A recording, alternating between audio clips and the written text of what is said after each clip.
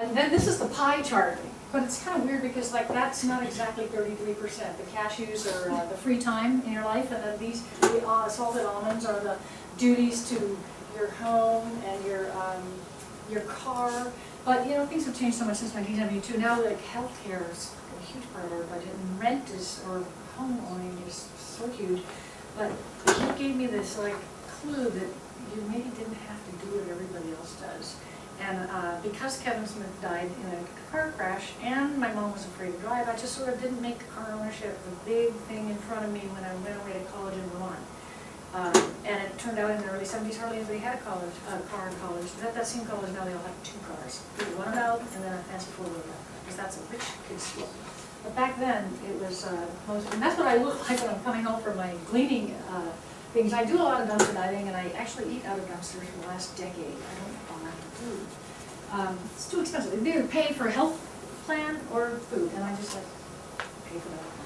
And it doesn't give you anything. But so I find such great shit, and so I recommend that if you want to outfit your apartment, just find a ride in Marin County and just hit the curbs, because everybody's throwing everything away. They all subscribe to that. It has to be new and look good.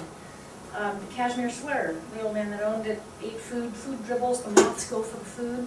If you keep your sweaters clean, you'll never get moth holes in them. But I feel sorry for the cashmere, and I know how much cashmere production is destroying the planet. Maybe you didn't know that, but cashmere goats.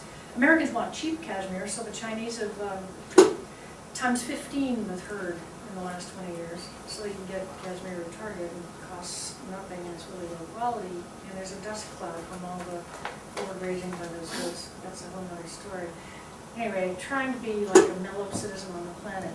I always wear old shit. I love clothes anyhow. I mean, I came late to the whole, that's what, I don't know if you can see that, but that's a bunch of women in their 50s having our mud life crisis. She was having a crisis, and she and I decided to drag her out to the mountains and go ride mountain bikes. Next. Your generation, there's more people that don't know how to ride a bike than mine. The sales numbers show that children are fewer children now than any time in the last 50 years are given a bike and learn how to ride. And I would say, so anybody not know how to ride a bike, raise your hand, but I don't want to like humiliate you. But you can see me afterwards, and I'll teach you how to ride a bike, because it really is a totally awesome, liberating thing to steer your own non-petroleum-based direction. Somebody else has a question. Wait, how did you get the nickname Alice? I gave it to myself. Isn't that lame? Charlie says you're not allowed to give your own nickname, but I'm a sucker for puns, and I rode with pedals.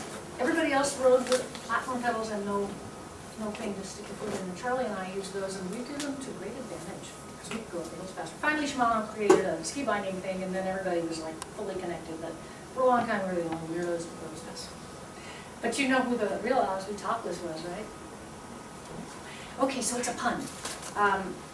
At the turn of the century in Paris, 2 famous lesbians entertained all the great artists and writers. Their names were Gertrude Stein and Alice B. Toklas, Topless. She was from Oakland, and she was. They were both brilliant women, and because the exchange rate was good, they could live in France on a trust fund very handsomely. So from like 1910 to about 1945, they just lived in France and collected art, and they were the first ones to buy the Picassos and the Matisses, and they befriended all those guys.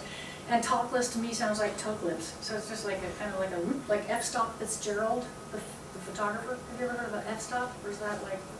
That probably has only 2 people. Date yourself. I'm dating myself. I am dating myself. In fact, I was going to say how old I am, but I was telling somebody about my talk and how I wanted to make it clear that you're talking to or listening to an old person. And I can't think of a way to prove it except to show the wrinkles and the liver spots, but also the physique. Well, take your word for it, Jackie. Okay, take my word for it. But I get to carry around this magnificent structure because I rode my bike my whole life. Started late, started at 9 because there was no timer. My parents had no idea about my kids riding bikes. They were too busy enjoying all the drugs and stuff. But I finally learned how to ride a bike, and just please God, I just want to ride a bike. I'll never ask for anything for the rest of my life. I got my wish, and that's actually why I've stalled out. CK went on to piano lifting greatness, but I'm stuck on the bike. I have to say, my current, I am 66 years old, I'm collecting Social Security, but I have a day job which I maintain, and that is I move pianos. And when it comes to macho-ness, moving pianos is pretty much near the top of the scale there. And I have to say, I do this every day that there's a piano to move. I did something like 7 or 8 this week. And I ride my bike all the time. Nothing hurts. I'm going to pass this piece of blank paper around, and while we entertain a few more questions, because we've got 5 more minutes, right? Oh my God, we got half an hour. Okay, so where's my... We'll switch over. We'll probably switch to questions for both folks. Actually, wait, I have more The last presents, bit and here. where's I my... had one comment on the education. while you Please did. do, please do. A couple of years ago, the University of California Alumnus Magazine, which is called California, and you'll see it in a few years, it had an article called 25 Great California Ideas. Well, think it must be computers in first. Hollywood were the first 2. Mountain bikes were 3rd on the list. And they credited 4 people with the mountain bike development, and I was one of them, Joe Breeze, Tom Ritchie, and Gary Fisher. And the irony here, and certainly the irony standing next to Jackie, is that the 4 guys they named did not go to college. I didn't go to college. Tom Ritchie, Joe Breeze, Gary Fisher, we didn't go to college. We rode bikes. Full name and email. And I just have to think it's ironic, but in fact, nothing in college that was taught at the time would have prepared you for the direction that we took anyway. So I am relatively uneducated. Self-educated, you're one of the most Well, smart people I okay. know. So Let's just for me, say, college was I don't have a document. years away from those dangerous parents in Vermont, so that they could do whatever they wanted and try to kill each other, and I was safe over there. Didn't even go home for Christmas. But you're gonna write your full name and your email address, so that when you're famous, I get to brag about talking to you. And having an influence. Don't forget the pie chart. Whoever said time is money, they're wrong. Money is time. Time is actually way more valuable than some stupid piece of paper or No, gold coin. I have to explain how I got into bikes, since you did so well on your own. A car died, okay? I'm what, 23 years old. New car.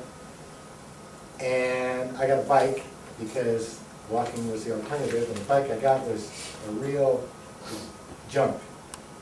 And I started riding around, and the first thing I noticed is, well, there's not very many people on bikes, for starters, but I ride faster than every one of them.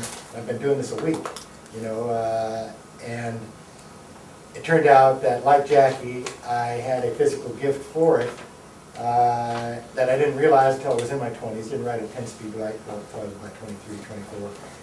And I lived without a car for, I don't know, well, actually, I don't have a car yet officially. I have a big moving van, but not really personal transportation. I ride a bike still pretty much where I go. And